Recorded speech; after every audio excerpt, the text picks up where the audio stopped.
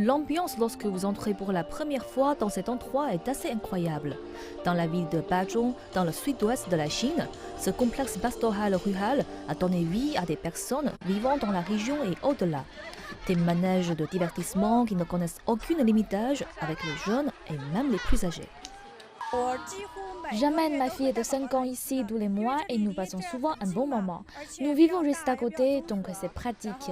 Et nous aimons l'immensité de cet endroit qui comporte tant de jeux. Je suis maintenant vieille et pouvoir sortir pour me promener dans des endroits avec de bonnes conditions comme celle-ci me rend heureuse. Nous sommes maintenant à environ 4 heures de route de Chengdu, la capitale de la province du Sichuan. Ce complexe a été construit à partir des blocs de la stratégie de revitalisation rurale de la Chine. Ici, vous pouvez vraiment vous amuser, tout en vous imprégnant de l'atmosphère rustique de la campagne. Mais il ne s'agit pas que de plaisir et de jeu. L'homme derrière ce complexe intégré a l'intention de s'entendre au-delà de la nourriture, de l'hébergement, des voyages et des jeux. Dans notre deuxième phase de développement, nous prévoyons de créer ce que l'on appelle l'agriculture entrepreneuriale. Nous prévoyons de louer nos terres à des familles vivant dans des villes et de laisser nos agriculteurs être leurs enseignants en les guidant sur la façon de cultiver leurs terres. De cette façon, nos agriculteurs peuvent tirer des revenus de 3 sources, la location de leurs terres, les frais de mentorat et les frais de gestion quotidiens de leur jardin. Jiang dit que les enfants d'aujourd'hui n'ont pas assez de connaissances agricoles.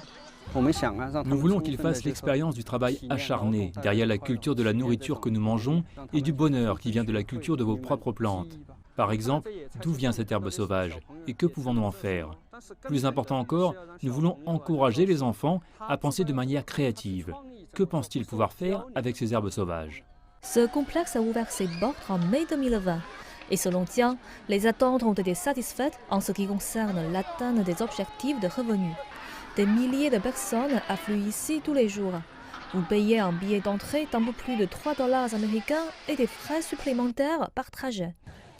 Plus de 100 agriculteurs locaux travaillent dans ce complexe. Ils gagnent 25 000 yuan ou près de 4 000 $ par an.